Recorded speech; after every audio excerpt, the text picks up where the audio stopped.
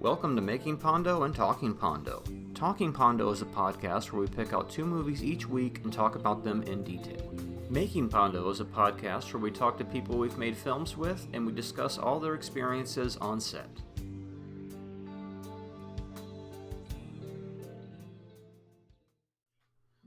All right, Marty, we're back. Take a look at my face. I am the future. I am the future. I am the future. I am the future. That reminded me. Not in that movie. That piece of that movie reminded me of somebody that we used to know long ago when they did that little pouty rant, and But that's an aside. I'm Marty Catola. I'm Cliff Campbell, and we're back again. Welcome back to Talking Pondo. Talking Pondo. What you might think on the surface would be maybe the strangest episode of Talking Pondo yet. And you're probably not wrong. Yeah. But as we'll go on to discuss, these two movies have more in common than we thought. And it's not the fact that they're both just from the 80s. The movies that we're talking about this week are Class of 1984 and Out of Africa. And I think it would probably be best to do Class of 1984 first. Think so? Because some people might not be into the Out of Africa talk, even though they're missing out, I think. I think so, too. So they might just want to jump right to this ridiculous movie, Class prototype version of 187, which was the more serious version of it. Remember, and our friend Paul is in that movie in the classroom. Now, it's a ripoff of Blackboard Jungle. I mean, it's well, of course, it's Death Wish. It's it's just The Warriors, is Clockwork Orange. But you know why I had you watch this, right? No, I watched and I feel so stupid. I feel so stupid because I watched it going, it's going to be really obvious when he tells me what it is, but I can't figure out what the commonality is. I was thinking he's either going to notice this right away or he's not going to notice it at all. And I didn't notice it at all. I'll tell you a little story about all this. So I've seen this movie a couple times before. I always like Class of 1999. I saw that one first. That one, it's Malcolm McDowell, Stacy Keach, and then there's robot teachers coming in to fuck up the students. It's completely ridiculous, but we always thought it was funny back when it was on the movie channel. And so years later, finally got a hold of Class of 1984. I was like, oh, what is this weird thing with fucking dude from Master Ninja? And then Michael J. Fox, what's he doing in this? A very early role. And then, was always kind of amused by it, even though it's really fucked up movie, and didn't think too much of it. Then a couple weeks ago, I'm catching up on some Last Drive-In with Joe Bob Briggs on Shudder, and he showed Class of 1984 a few years ago. So I'm just watching his little rants about it, and he's doing the drive-in totals. And then he says, and Teenage Head, blah, blah, blah. And I'm like, wait a minute, Teenage Head is in this movie? Yeah, they're the Punk Canada band. Teenage Head is the Canadian punk band that's friends with Geoff. Mm-hmm. And wasn't somebody in that band we got music for Love Song of William H. Shaw from some band member of Teenage Head, right? Or some kind of connection. So I decided, okay, let's look at Wikipedia for this movie, or maybe it was under Teenage Head's Wikipedia. And then I look, and it said, and then they appear as themselves in the film Class of 1984, playing the song Ain't Got No Sense. They are playing the original punk version of the song that is in our movie, in the Love Song of William H. Shaw, when Frenzy wakes Billy up in the morning and then he's talking on the phone to John at the store. Wow. Same song. Wow.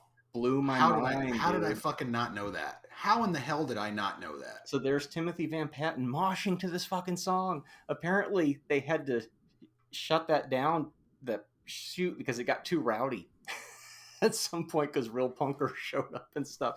But, otherwise this movie was on my docket to show eventually. I figured, it'd be something funny to talk about. And then when I discovered that song was in that movie, it shot right up to next place, because I would have in the past just sent you a YouTube clip But now we have a Wow. podcast where we get to make each other watch movies each week. So I thought, what better way to do it than surprise you? And I thought maybe you'd be going, blah, blah, blah. Oh, Timothy Van Patten, that's why he's had me watch this. And then suddenly that song would kick in and you'd go, what the fuck is our song doing in this? Turns out it was their song first. Wow. Does Geoff know the existence of this film? Probably not. I think he needs to watch it, at least that part. Because about 20 minutes in, Teenage Head comes out and they play Ain't Got No Sense. Ain't Got No Sense. Wow. Mm-hmm. Blew me away, sir. Yeah. I'm still kind of like, and it's real.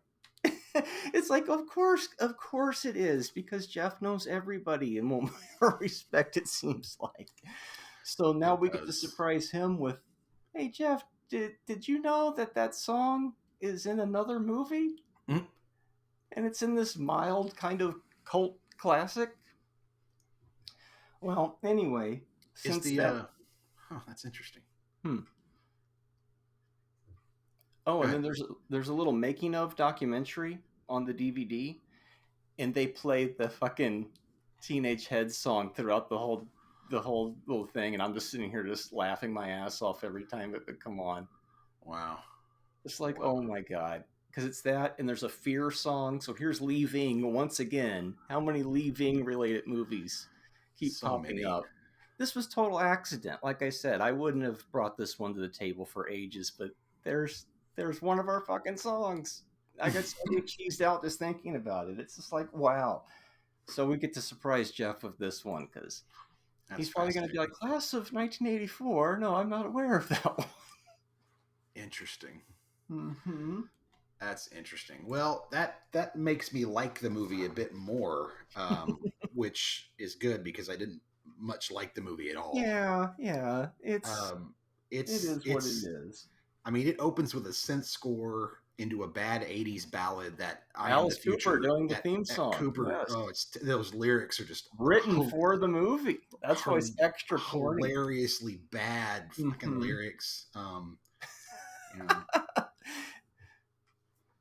Yeah, and still before the age of irony too. So, so yeah, definitely. They're definitely playing it serious. There's no camp going on with this at all. It's the most fucked up after school special you could ever hope to see, and it has every trigger warning you could also want to see in a movie as well. Mm-hmm. This is the same guy that wrote Fright Night. Same guy that wrote Child's Play. Yeah. He looks like he mostly does, horror or that type. Oh, shit, he wrote Cloak and Dagger. So rest in peace. Dabney. Today. Yeah, as of today. Yep. Poor Dabney. He's a good man. He wrote the Langoliers TV miniseries. It's interesting. He's done some interesting stuff, but that one. This was early on. Just really bad. Well, he mentions Blackboard Jungle. Is that the movie you mentioned, Blackboard Jungle? Yeah, Blackboard Jungle. Yeah. He says that's a total influence in the little.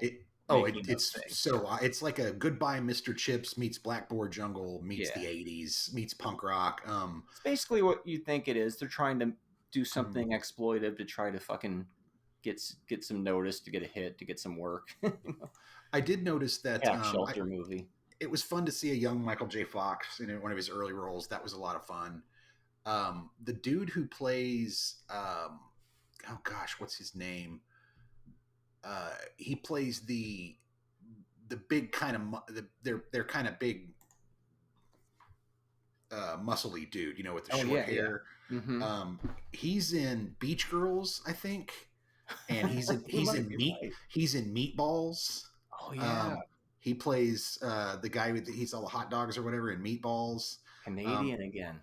He worked quite a bit, especially in the early 70s and into the 80s, and then he's just sort of disappeared. Mm-hmm. What was really funny is that some website I was looking him up had a picture of, I guess he shares a name with the guy who heads up the show, the Alaska Gold show, where they dig for gold on the Discovery Channel.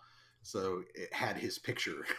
I was like, oh, he went on to do Alaska Gold? I was like, oh no, he didn't. Okay. It's a really dumb movie. It's just dumb. Like it's not. it's tropey as fuck. It's really bad. The acting is so bad. Like, you want to smack that kid.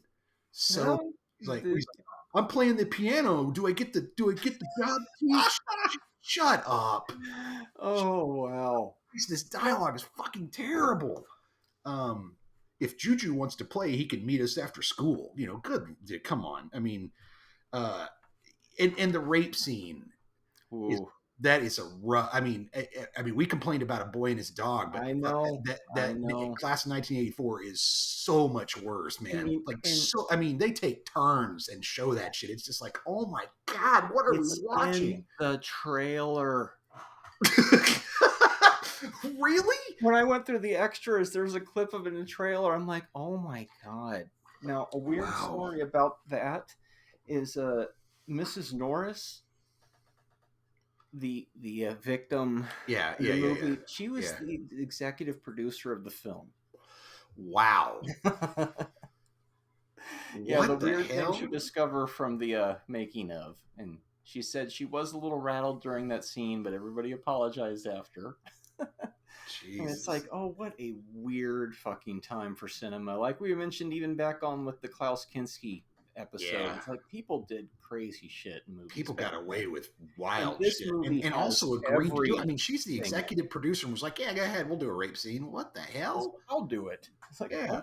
Okay. So I felt it was Death Wish meets The Warriors meets The Clockwork Orange. You know, we're trying to pull all of that into an exploitation version. It's definitely Death Wish, though, right? Like a normal person gets pushed, and then it becomes a revenge movie. And they like to do that a lot in those type of 70s hillside. I guess, yeah. Oh shit! Like, now they've become as bad as the person doing the thing. You know, it's just, yeah. I guess I can't tie it to those movies because those movies are actually good. Well, and this movie just isn't. But like, I'll tell you what I did right after I watched this movie. I put on Stand and Deliver. Just as a palate cleanser. I was like, all right, let's reach the kids and do it right. And by the way, Jake's almost as fucking spectacular in that movie. He's really, really good in that movie. It's like that scene with the bad guy's got talent and the piano. Maybe I can reach him. It's like, oh my God. And every bad you can't reach him. You know, the principal's like, well, you have to catch them in the act, you know, or we have no proof. And it's like, okay, this is getting dumber and dumber as we go along. And they're not really punkers, right? They're more just a psychotic roving street gang who are using punk as the disguise because, like, they got a prostitution ring going and drugs and one guy shooting up heroin as he's talking to the dude. It's like, it's so tropey. It's like one of those 50s movies of a juvenile delinquents, but they've just updated 80s stuff on top of it. So I felt like you said, it's one of those 50s Blackboard Jungle type things. And the excuses over and over again, every time that they do something and they go to the cops or they go to the principal, it's like, yeah, but how do we prove it? Yeah. And then they just give up, and then, you know, this whole cycle starts over. That's how the main teacher gets away with everything at the end. The gang's got a criminal record a mile long, but continues to get the benefit of the doubt. It's like, I don't know. It's some made-for-TV shit. I really wrote one of my notes. Except a lot more violent. Yeah, a lot more violent. Yeah, like a hard R made-for-TV movie. Somebody's arm gets sawed off at one point. You know. Yeah. That's a pretty good effect when he lays him on the saw. I thought that was a pretty good effect. What am I missing here is one of my notes. Why do so many people like this movie? It's got a really decent Rotten Tomatoes score. I don't get it. I guess it's one of those so bad it's good type of movies. Yeah, and if you really like, you know, your Charles Bronson type vengeance things, it does something. There's a few little things different, and I think maybe they're liking the so bad it's good, the corniness aspect of the overly heightened, you know. The movie. And there's Michael J. Fox in it, and this is a Canadian tax shelter movie, and they needed Canadian actors in the movie. Well, and he's the only kid in the movie with any kind of sense or any morals, other than the teacher, really. But the teacher has morals, but no damn sense. And the movie kind of relies on everyone in the film being the dumbest versions of themselves possible for everything to work. You know, like everybody's just really stupid. it's a B movie. I get you. Oh So yeah, I of guess you course. either love it or you hate it. I hate Hmm. it. I didn't like it at all. And But yet just we're one intrinsically stupid. linked to it because Yeah, of Teenage yeah. Head. And that does weirdly put a nice little warm spot in my heart for it, but I still hate it. Yeah. It's because And it's just so it would be it's so Master Ninja, right? It would be yeah. Timothy Van Patten, who's No gone to a shit. great career as a director after. Yeah, yeah. He's disowned this movie because he knows, you know.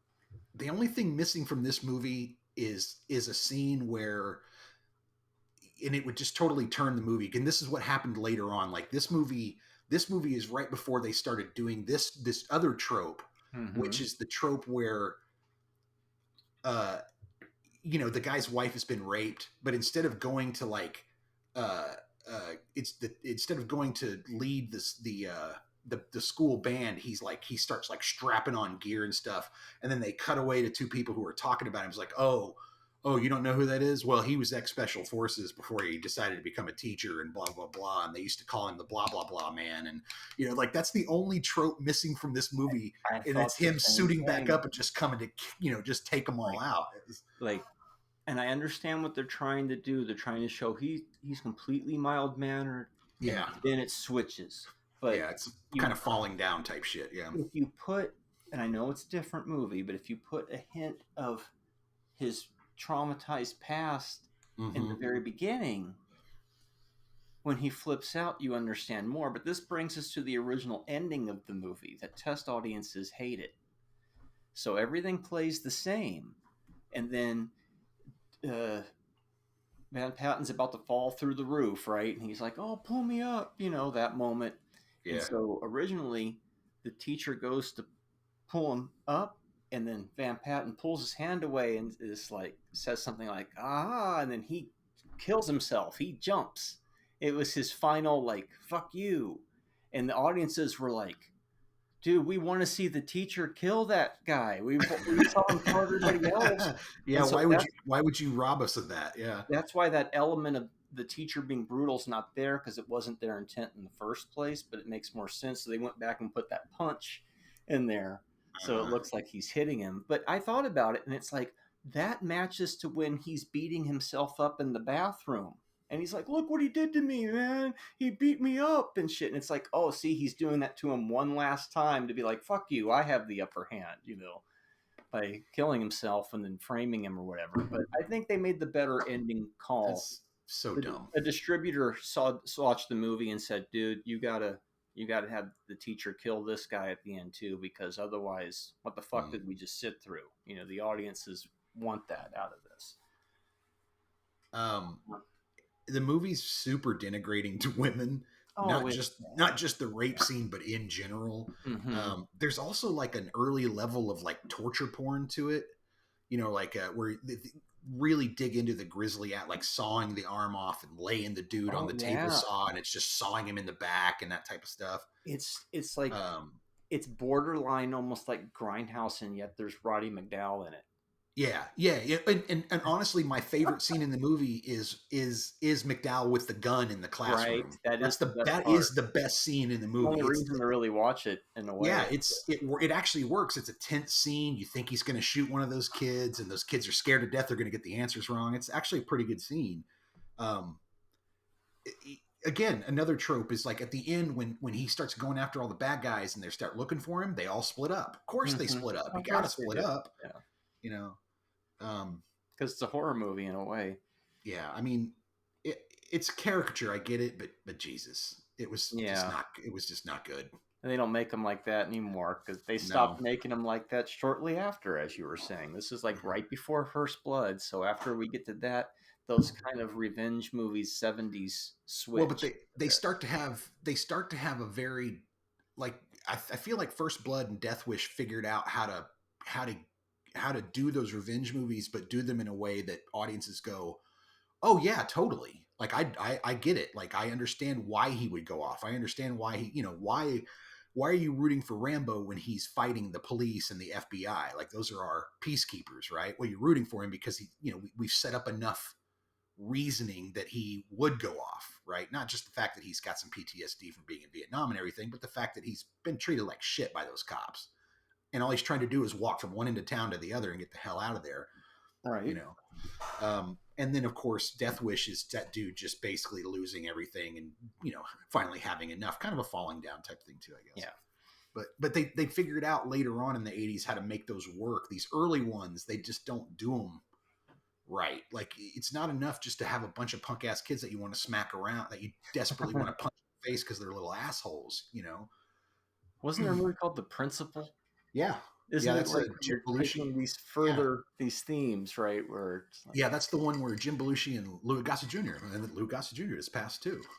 and as corny as this movie is, it and its sequel were really, sadly enough, ahead of themselves before.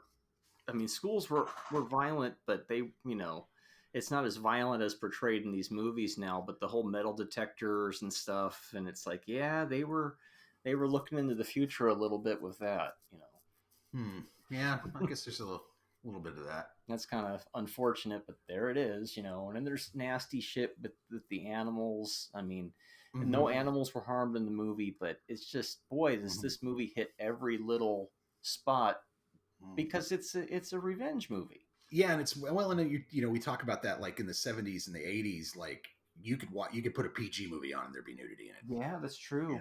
Beastmaster is a before perfect example. PG-13, so this would have been an NC-17 if it had been released in the 90s, but since it's 82, Roddy McDowell. I think it probably would have been an R. I think it probably just would have been an R. Because it's got full frontal, and then rape, and then the animal shit, and then like the arms getting sawed off. It's like you list all these things. It's like this, they're getting away with a lot of nastiness in this movie. Now that you line it all up, it's true. Yeah, it just seems super brutal to me watching it this time. I found it to just be full of camp, and usually with that those too. Yeah, usually with those type of the movies, gang fight that's ridiculous early on. Yeah. Well, and yeah. But one thing I noticed this time is Lloyd Kaufman must really like this movie, because Class of Nukem High is a clear ripoff of this movie, right down to some shots where like he's pushing you, like, don't go in the bathroom, or in there beating up the fucking nerd. Toxic Avenger takes a few things from it too, with its little sadisticness of taking the Polaroid pictures of the bad things going on. Oh, yeah, I'd forgotten about that. It's like, this movie, I mean, Troma was around before, but this movie, I feel, gave birth to the 80s Troma in a bit. Like, he saw that and said, I can do this, but make it even more fucked up. I'll put a superhero in it. That'll be the difference. More bromo. More bromo. That's what it's missing. And also, it's a music film. It's about insane musicians, but it's a film about music, right? Because they're trying to get this class together. I guess I know it's a subplot, but it still made me laugh in a tertiary way. Yeah, sort of like fourth or fifth category down. Music film. That's hilarious. The most disturbing film about an orchestra you'll ever see, more than likely. Yeah, unless there's some Dario Argento movie I'm forgetting. And that's the thing for me. It wasn't even disturbing. It was just like, I mean, look, the rape scene definitely. The rape scene's definitely disturbing. The animal stuff was a bit weird. I know what you mean, but they make it to where it's corny enough to where stuff like that would have been completely unpalatable. But then you're going, well, it's fucking Master Ninja. I mean, I know it's the dude from Meatballs. Like, this is going. I can't. How serious can I take this? But yet, Roddy McDowell is so into it. It's Alex like they showed about he would cry in the same take over and over again, because that's just how kind of an actor he was. And when they did that car stunt, he was like, just strap the camera to the car, I'll drive. And he got in and he started fucking tearing, and the director's like, I'm gonna die with fucking Roddy McDowell in this car. And he's just smashing into shit, just loving it, fucking, because there's no, it's like Maximum Overdrive probably. There's no safety regulations. This tax shelter movie up in Toronto, where apparently everybody fucking hated him anyway, because it was making the places look bad. And so just a weird movie, but I never would have, well, I would say never, maybe in year 3 of the podcast I might have brought it up, but I wouldn't have brought it up recently, except for Joe Bob Briggs telling me teenage head was in the fucking film. So That's that just crazy. ties it to us in some weird way, because there's that song. Ain't got no. And you know what? They didn't have any sense. Well, I'm pretty proud of that. That's pretty awesome. Teenage Head is one of the early Canadian punk bands, so that's pretty cool. I probably will never watch this movie again. No, you don't need to watch it again. I've seen it probably 4 times now. I think I'm more than I've seen it before, but I think I saw it on cable in the 80s and just never watched it again, type of thing.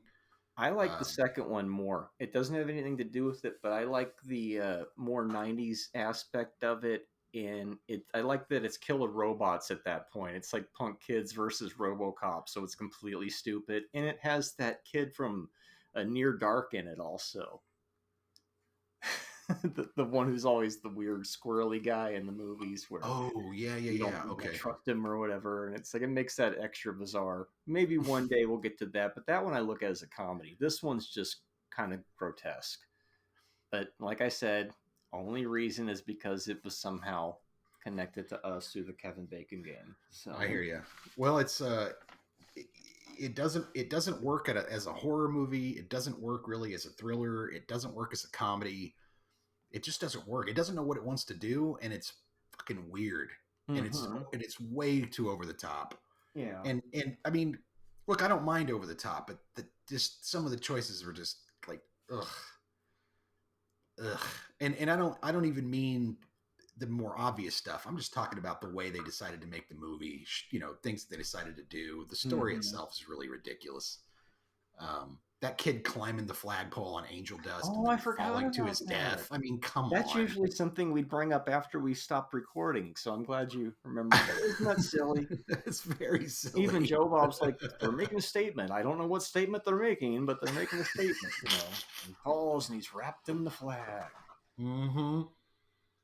Well, the director said in the making of it, basically he's trying to make controversy so somebody would pay attention to the movie and not so many words, That seems to be throw this in. Yeah, exactly. What else somebody gets irritated and talks about it, and then maybe people go see it. It was how about a teacher with a gun? That's a good idea. Teacher pulls a gun on class. Teachers with gun. It was ahead of itself on that too. Unfortunately.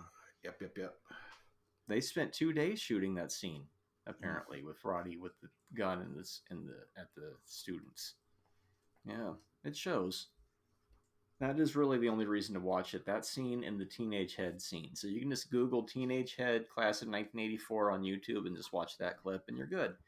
if you like weird, fucked up movies that are like Death Wish, then maybe you might want to look at this one.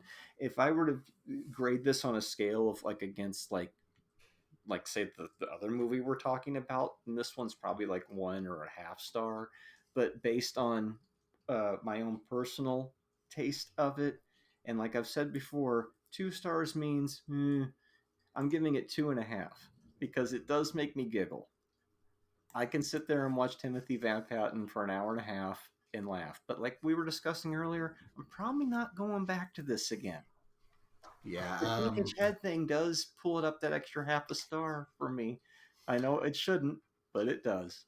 So 2.5. Yeah, I'm gonna give it an extra half a star for the Teenage Head thing and give it 1 star. Give it 1 star.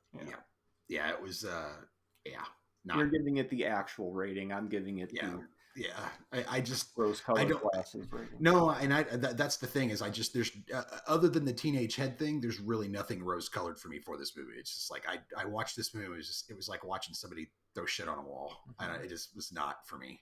And then you cut to later with 187, which follows the same type of tropes, and like we mentioned before, Paul's in that movie. So why are we around these juvenile delinquent films? There's our Kevin Bacon game here. I'd rather watch 187. Well, who knows? Maybe one day we might actually go through that one. But both films that we're talking about today, they really do have things in common with each other. You wouldn't think so.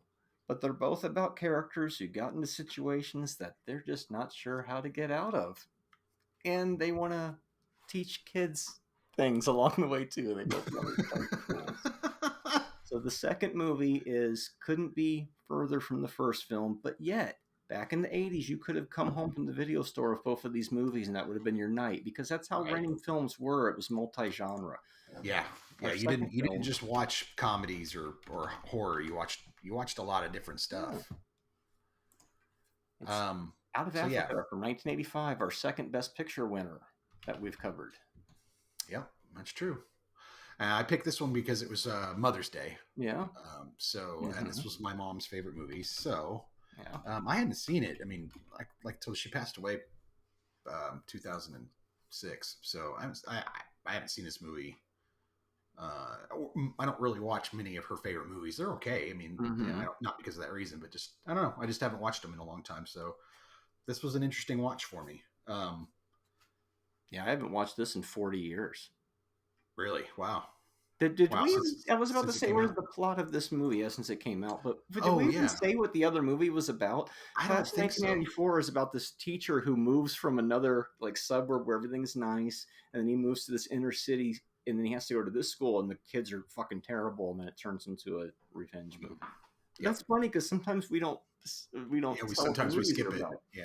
But what is Out of Africa about?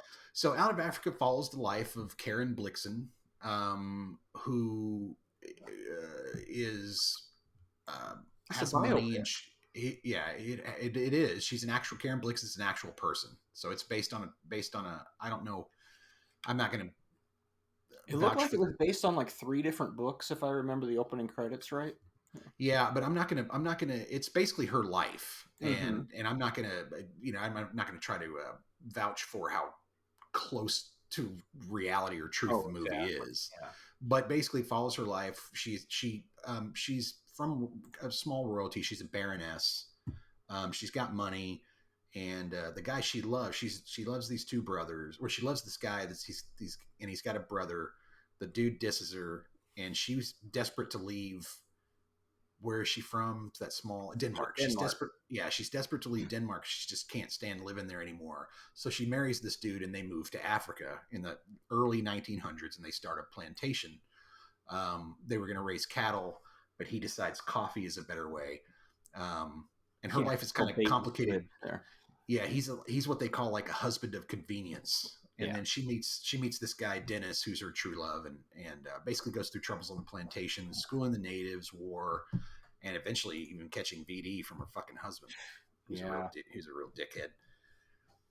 Yeah, and if she hadn't done that, married this guy and moved out there, she never would have met the Robert Redford character. So it's interesting how that all works out. It's a bit of a slow burn because the movie's almost 3 hours long, and you would expect that to take a bit to it takes its time. The movie I think it needs to for good reason. Yeah, it needs to. If you rush through this, it's going to feel very manufactured, and it's going to feel very with biopic. It's hard to do anyway, right? Yeah, but I mean, she takes her. It's directed by Sidney Pollack. He really takes his time with the film. Like he really sets it up. Yeah, he did like what The Firm after this, and maybe something else. I think so. This was one of his like magnum opuses towards the end of his career. I was looking that up a bit too. Our first John Barry movie. He also won Best Score for this. He's the James Bond composer. Okay. Is what he's known as. Yep. Sure. It's funny because her husband of convenience is a Bond villain in Never Say Never Again. That actor, right? Isn't it the? Because this is kind of a British movie in a way too. That's interesting. So Karen Blixen also wrote Babette's Feast, which was also I think that's Best Picture also that year. And Dr. Flamande from Top Secret is in this movie momentarily too. I thought that was kind of. I mean, if you want to watch 2 really good looking people who can really act, tear a screen up for 2.5 hours, 2 hours and 40 minutes, this is the movie for you. They're fantastic actors. This movie had 4 editors. Yeah, 4 fucking editors. Right. I think a lot of people nowadays are going to have a different view of the film. I think in the 80s, like in the mid 80s, especially, there was a lot of focus on Africa, not just like the feed the children type stuff, but like a lot of interest in a rising interest in Africa and African True. culture.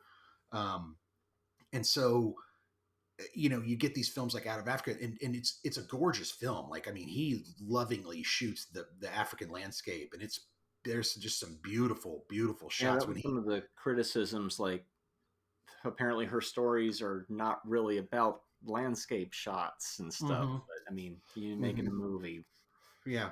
What are Well, you gonna it's a biopic. It's not about trying to bring her stories to life. It's about trying to bring her life to life, do? right?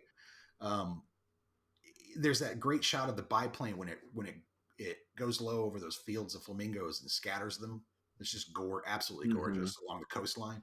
Um, it also has some weird choices, like early on. I think you and I mentioned this at one point when we were talking about this, but they do a weird. So they early on in Denmark, they're outdoors and during the winter, and they're shooting pheasants. Right, they're on a little a rich people's hunting party, and they cut to this scene with her talking to her future husband, and it's all composite blue screen. Yeah, it's some of the worst And it's chroma. really bad. It's really bad chroma. Yeah, it's like, what happened there? Is that some kind of last minute thing, or I'm thinking either a reshoot, because I mean, if you're out there in nature anyways, like why not just okay, set up the bench over here and we'll shoot it. We're already out here, right? Like I don't understand the decision to go into the studio and do a composite shot like that. But yeah, that was very strange. That's one of the mhm, only really weird the things jumped out. instances Yeah, of that. I mean, you'll see some stuff like when they're in the planes and stuff, but for yeah. 1985, it's totally acceptable. Hmm. Hmm. And I think on a CRT screen, on an old CRT screen, the effect probably sold pretty well. Yeah, I'd But certainly now never with seen it in HD before now, same, yeah, same, and it was glaringly obvious. and I was at first I was all, is this supposed to be 1.85 to 1? And sure enough, it was. And apparently, the Hmm. director later was like, I used to do scope, and we switched like the movie before this, and this movie should have been scope, he thought in retrospect. But still, at a 1.85, it works nicely. Boy, I mean, I kind of agree. I think if you're going to shoot a big picture like this, Yeah, and you want to give that big feeling of all that beautiful countryside, you want to shoot in that big cinema scope. that's what it gave it that. Uh, I felt like it was glorified Lifetime movie for a bit feel. Mm, And hmm. then once you get about 40 minutes in, then it switches It because it really starts to needed all pick up. that setup. And then you realize, oh, okay. Once she tells that first story to those Yes, two, and then they start to make that connection, it's like, oh, she hasn't ever connected with anybody like she is with this guy, but she's already married to this guy. And now we're off to the races. So right, you can right. spend the next about 2 hours of the movie Mm, going through that, plus the trials and tribulations of the yeah, trying to grow the coffee and yeah.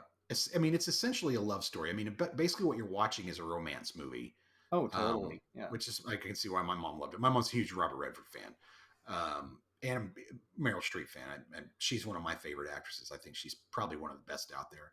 Um, but yeah, I mean, you're basically watching a romance movie with like some kind of like there's a lot of these, oh, we're manly men because we hunt elephants and all this shit. It's like, no, you guys are kind of assholes. Like Oh, yeah. back I'm then that sitting there was cool going, and totally acceptable. 100 years now, everybody's going, are a bunch of yeah, it's like dickheads. I'm sitting here worrying about the politics of the movie as Yeah. I'm That, watching it, and you go, yeah, well, it's representative of over 100 years ago, and right, and that was part of what I was thinking when I was watching it was like this, especially this newer generation who talks about colonization and things like that. And that's what you're watching yeah, basically is the Brits I'm colonizing sitting there Africa. going, why are they there? Uh huh. Why is Exactly. why are any of them there? What are you doing? Well, and there's an amazing line in the film where Redford they're arguing in the last part of the movie about Yeah, it something. brings it up a few times. The movie's kind of self-aware, which is nice. It She's is not so much a white savior because this is real no life, but like she wants to teach the kids, and he's all, I don't think they should all be little British people. Like they right, already have their communication and their stories. You shouldn't force right. your shit onto them. Is this the part that you're talking about? The argument? No, it's a little later where he's talking about he's talking about World War One and why the hell why the hell they should get involved. Oh, because that too. Yeah. it's not their war. And he said, the Queen of England and the Kaiser of Germany they're related. They're family. And he said, the Kaiser was so mad because the Queen basically owned all of Africa. And he said, do you know why there's a border right now? Because the German Kaiser was so mad that the Queen had 2 mountains and he had no mountains, that she gave him Kilimanjaro. She just fucking gave him a mountain. Like, that's the mentality back then, was like, it's my land. I'll just do whatever the hell I want with it. I don't give a shit who lives there. And it's just like, here's a mountain, have it, a whole mountain, Mount Kilimanjaro. Like, what the, wow. Okay. The insane amount of like, I can't even wrap my mind around that. It's wild. But yeah, so this movie's kind of self-aware. Redford definitely, while it's like, dude, what the fuck are you killing elephants for? You don't need to do that shit. Don't do that. But at the same time, he, like you said, he's very much like, you don't need to turn Africans into British people. Don't do that, But from her point of view, I guess it's kind of like, well, being able to communicate between different cultures is not a horrible thing either, So. Right. And she's got the best over. I'm trying. She's got the best intentions for it, And it looks like she pays her workers. Like, it's not like a plantation, like a southern plantation. They never really in America. Explain. Yeah. Somebody like me who's going into this not having a whole lot of the historical context is sitting there left going, what's the arrangement here? What's going on? She wants to make sure that these people are taken care of course. Right. But she goes to the chief. There's no discussion of actual physical money, but she goes to the chief to negotiate his tribe to work for her. So I assume there's some sort of trade of goods and services or something going on at that point. One of the other things about this movie is, where are all the bugs? Like, I mean, I think it's a cinematic feat that they shot this movie and not a fly landed on anybody's face. That's true. There were no, there was just, I mean, and I'm not saying all of Africa's full of bugs, but it's outdoors, man. Where's the bugs? Like the last hour where it's basically just camping the movie. You would expect a lot more. Yeah. I didn't even think of that.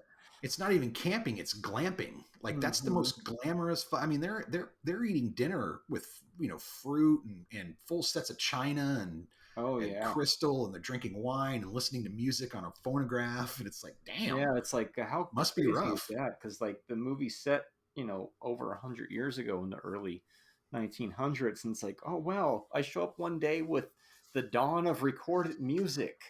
What? We can make recordings now, and then suddenly there's airplanes, and it's like, I don't know, they've been around before, but you know what I mean? It's like, I wonder if they felt like how we feel now, if all that new technology back then was that kind of rush from that, right? Yeah, it is neat to see them get to see. It's like when she has to go back to her. So in one scene in the movie, basically her husband goes off to fight in the wars. Mm-hmm. It's not. I don't think it's World War One. I think it's some sort of internal war with Britain and Africa. But anyways, he goes off, and they send a messenger back to. They send a captain back to her to be like, hey, send a bunch of food and all this stuff, and make sure you send a white man with it. And she's like, screw that, and she just loads up a bunch of stuff and just hauls it out to him, right? And how does he thank her? By giving her syphilis that night, by having sex with her and giving her syphilis. And his excuse is, I thought it was malaria. Well, why the fuck would you have sex with her if you thought you had malaria? Right. What kind of dickhead are you? Yeah, she almost dies from that shit. Yeah, because there's no treatment back then for me. Mm-hmm. She has to go and take an arsenic treatment, basically to take poison to cure herself, and it kills her ability to have children, which they had talked about wanting to have kids. Yeah. So it's like, God, this guy's a piece of fucking shit. And his life is great. Like, it's one of the things in the movie that I really hated. Like, I really wanted to see something happen to this fucking dude, because his entire life is a life of fucking leisure and pleasure. And like, at one point he walks up to her, he's like, okay, can I have a divorce? And she's like, well, I'm gonna have to accuse you of something. He's like, go ahead. I whatever you're going to say, I definitely did. I've done it. Yeah. And she's like, is it another woman? She must be rich. Yeah. She knows right away. She knows right away. It's just like, Jesus, this guy's a piece of shit. Mm-hmm. But if that character didn't get that, it wouldn't give you that emotion of, right. Oh, they're getting fucked over, but he gets to just fucking skirt by. He's the one who gets to show up and say, "Oh, dude died." Mm-hmm. What? You know, interesting about that syphilis treatment part is notice during that portion they don't show Denmark. It's Mm-hmm. just her talking, and you're still seeing what's going on in Africa. And I'm thinking it's supposed to represent, because that's where she still is in her mind. You know, she's Sure. not Yeah, taken. that makes complete sense. Oh, and following up on my point, so she goes off to get this treatment, you know, because her husband gave her syphilis. Comes back and he picks her up from the train station, and he's in a car, right? And he's like, everybody's got him now, and so you know, Mm-hmm. it goes from that to phonographs to airplanes, and at one point they're stringing up telegraph wire. So it's like, here comes Right. kind of Yeah. All modern the tech. society, and it's very, very cool to kind of watch that sort of inject itself into the movie like that. To me, it's a, you know, it struck me that it's really about a woman who's trying to live an independent life in a man's world, like in a world that's kind of run by men. Right. Um, you know, Which and is she's trying to, interesting for a 1985 movie. It's ahead of yeah, itself. Yeah. yeah, and she's really trying to live her own life. You know, she marries this dude because, you know, it allows her, you know, the social ease to, I'm married now, I have a husband, he can own land, we can do these Yeah. things, so on and I so can be forth. the Baroness now. I can be a baroness, all that stuff. Yeah. That scene where they're traveling to him and they've got the cows, and the lions get at that ox. Yeah. That's an intense scene, man. She's got that whip, and it's really cut well. Like you really think that she's right next to those lions when it's Yeah. obviously stuntmen and, you know, all that type of stuff. But uh, really intense. Right. I really was like, damn, that's a good scene. That was one of the better parts in the movie where he's like stitching her up. It very much reminded me of Night Riders in a way. He's stitching her up in the tent, and he's like, what does he say? He's like, uh, "You're not happy because the oxen died, and then the lion's not happy because it doesn't get to eat the oxen." It's like God's just laughing at us, you know. Mm-hmm. Mm-hmm. It's like, yep. Yep. Yeah. There's a great line in the movie where the chief says, "It's not good for tall people to know more than the chief." You know, that's why he won't let the kids go. He Yeah. won't let the kids go to school if they're over a certain height, because, which is, you know, politics in general. I don't want people to know more than I do, because then I don't have the power, right? Pretty funny. There was a couple other really good lines. There was one I can't remember, but there was another one I do remember where it was, you could have just asked, and he said, "I did," and she said yes, or whatever. You know, it's like, yeah, it ain't about asking you, Yeah, shithead. it ain't about asking you. Yeah, you ain't shit. Yeah.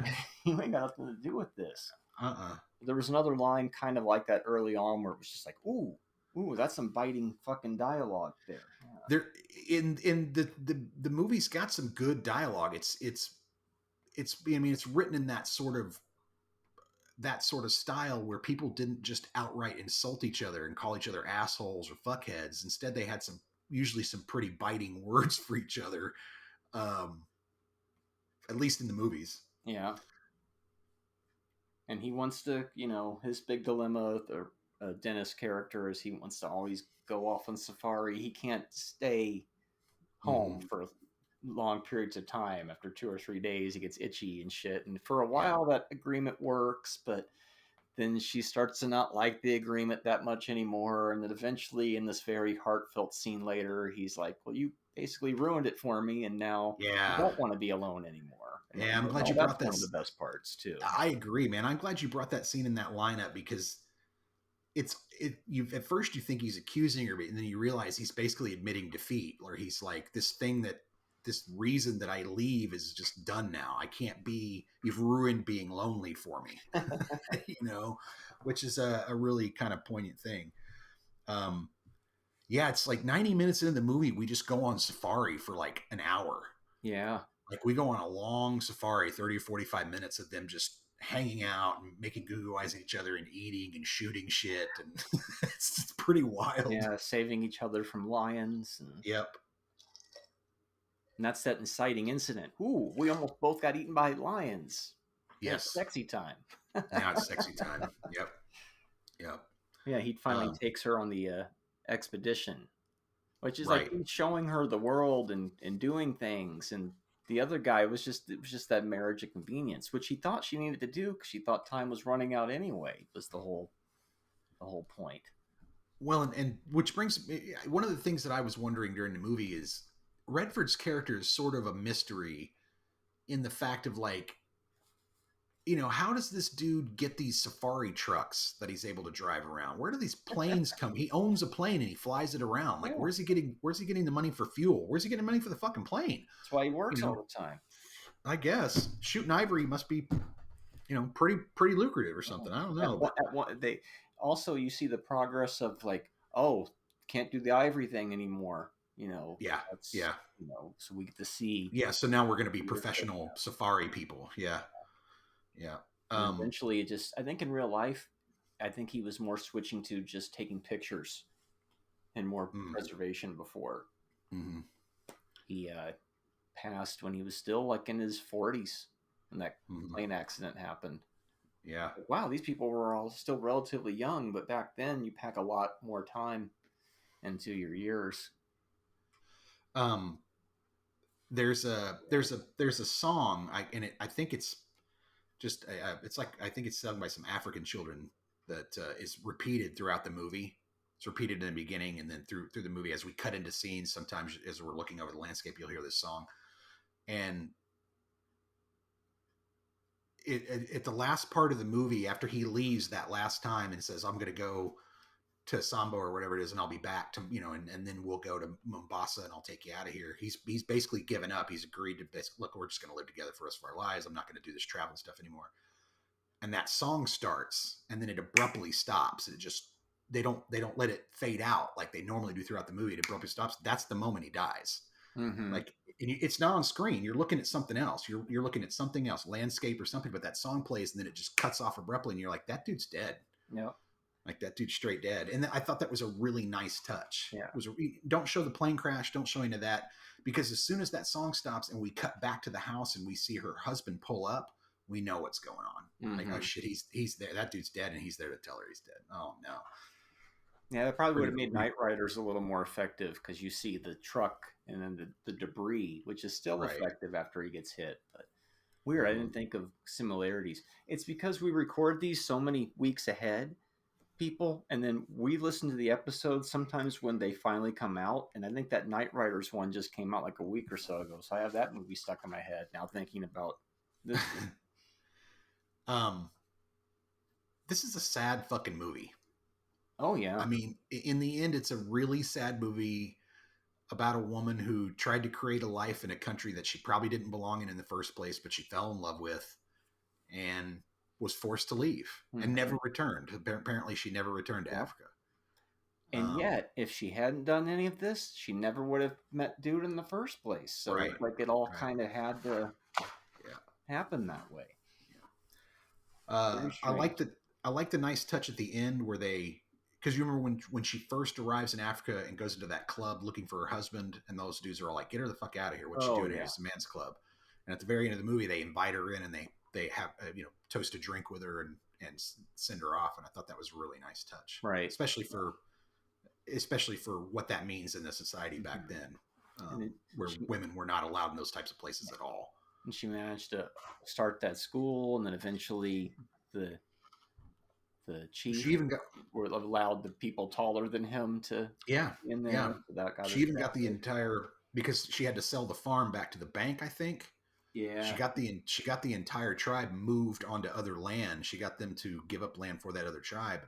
It was basically like, don't fuck up or they'll kick you off of here. Yeah, don't fuck up, they'll kick you out. Yeah, don't fight over the land and all that type of shit, because they're looking for a reason to take it back from you. Mm-hmm. Overall, man, it's really a movie that just sort of washes over you.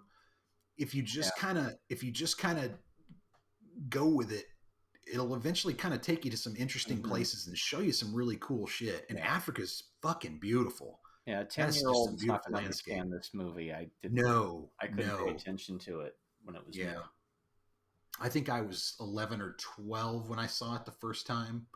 I kind of got it. I thought the hunting was cool, and I liked the Maasai tribe, the warriors, and that type of shit. But most of the movie was really boring. There's a lot of dialogue and a lot of mooning over each other and that type Yeah, of it shit. is. It is a bit long. Like they do fly around in the plane for an extensive period of time, but they made movies to be shown at the theater back then, and they don't make films like this They don't make anymore. It's films like this always some anymore kind either. of IP. And yes, this is a biopic, but it's not like how they make movies now. Something like this would end up on a streamer or be like some indie release. Mm-hmm. This probably deserves to be seen on the largest screen possible that you can see it on, I would think. Yeah, it's beautiful. It's based on a true story. It won Best Picture. We had swept the Oscars that year. What was it up against? What was the other things that it beat for Best Picture anyway? Oh, geez, I have no idea. I can check though. You can check that while I vamp on another part. It's another Christmas movie.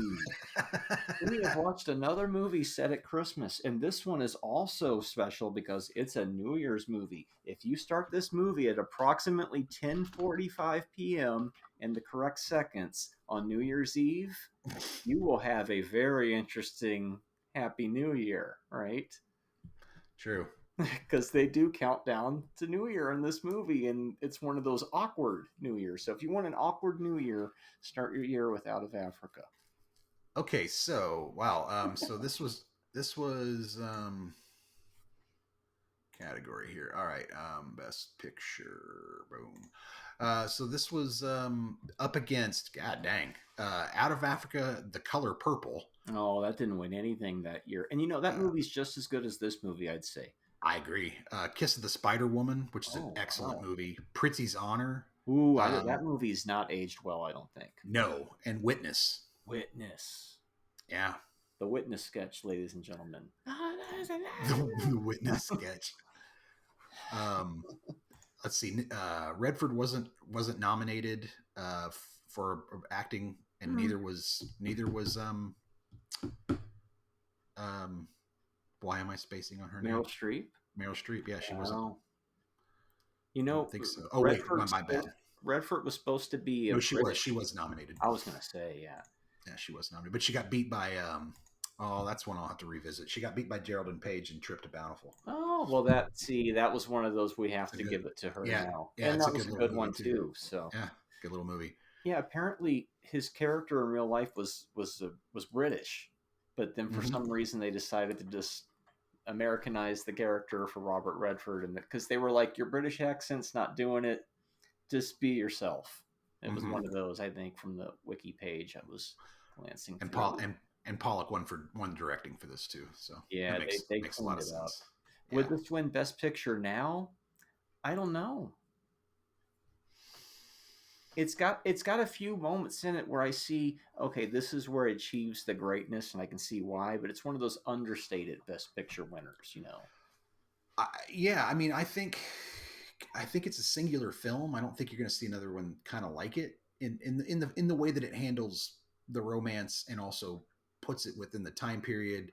It's really well done as far as like it kind of nails that time period pretty well. It's densely it nails that sort of rich people in Africa glamping, kind of glamorous camping that they do, and servants and white gloves on house boys and that type of thing. And it's man, I got an hour into it and it was like, that was all great. In 1 hour. Yeah. And 2 hours, and you're like, fuck, they are packing so much. But then you're like, oh, it's the biopic, but they do so well with so many misfire where they're basically hitting bullet points of people's life.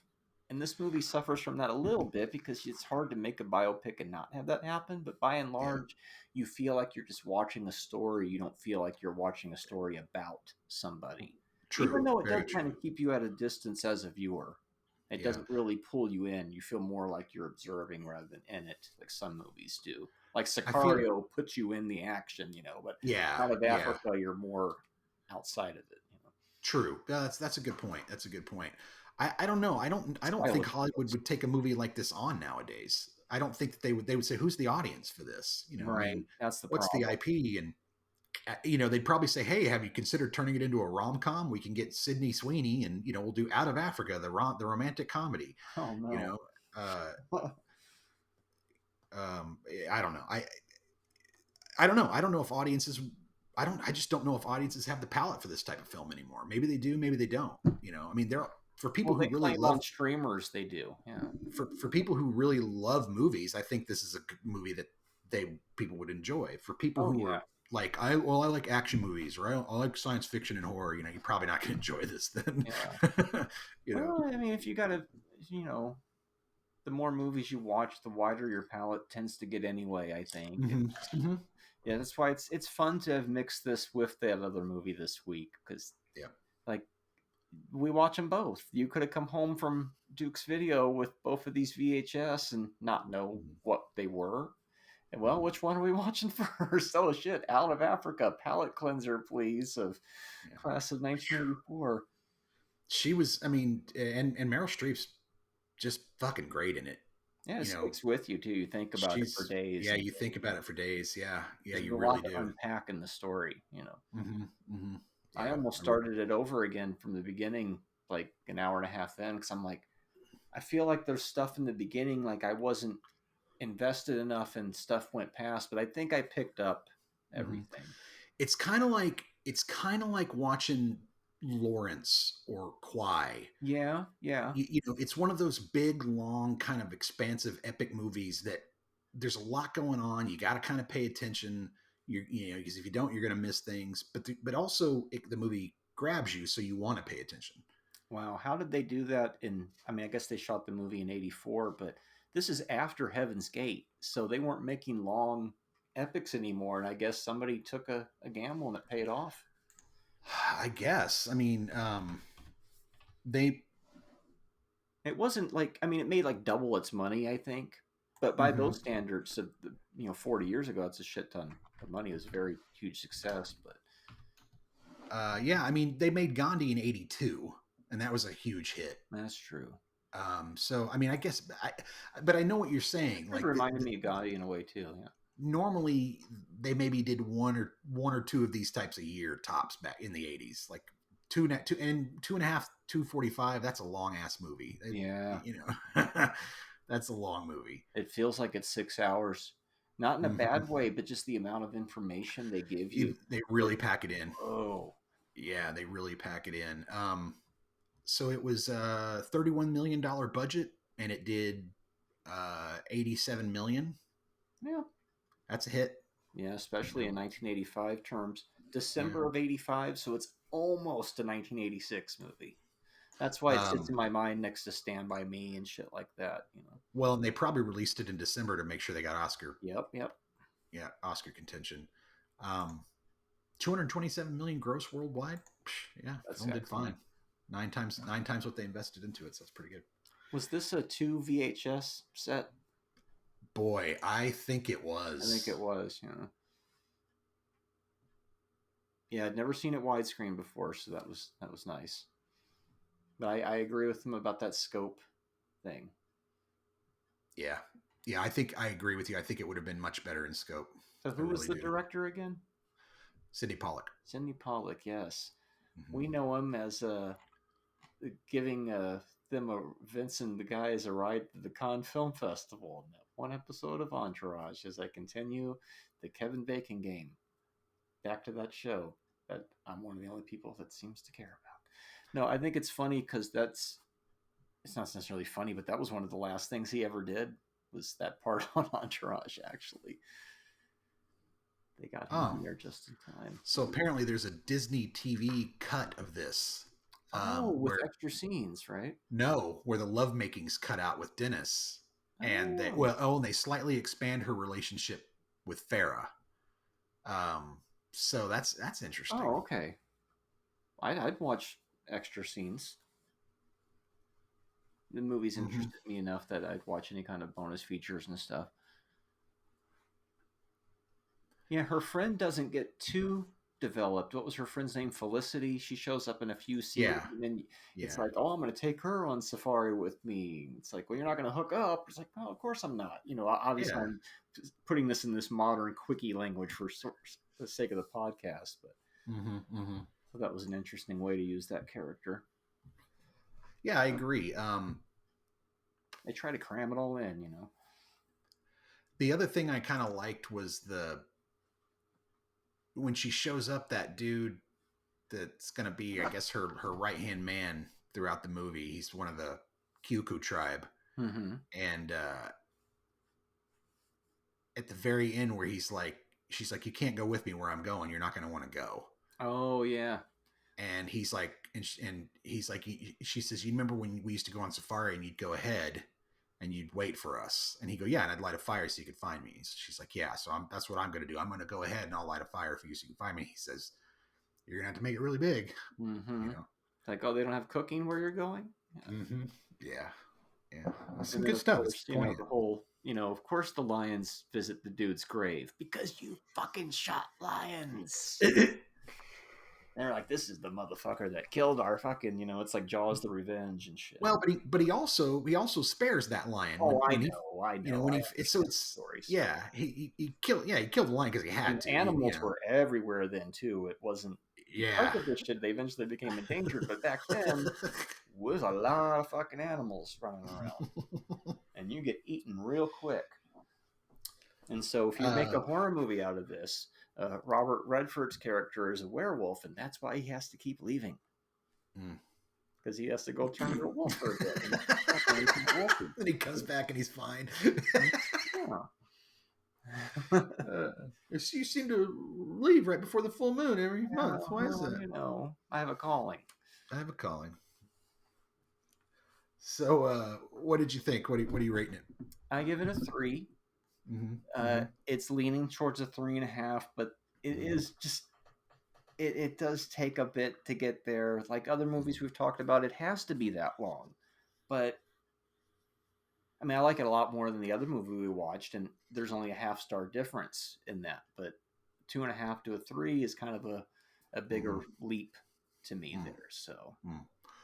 Well, 2.5 and 2 are kind of middle of the road, and then when you get to 3, you start talking about stuff that you'll watch again, possibly, or that I could see watching this again. Needs to be watched.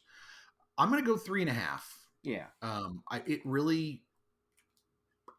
I watched the movie. I hadn't seen it in so long. I watched it in a completely different way. I picked up a lot of different new stuff from it, a lot of different nuance that I hadn't ever caught as a kid watching it, and of course, why would I?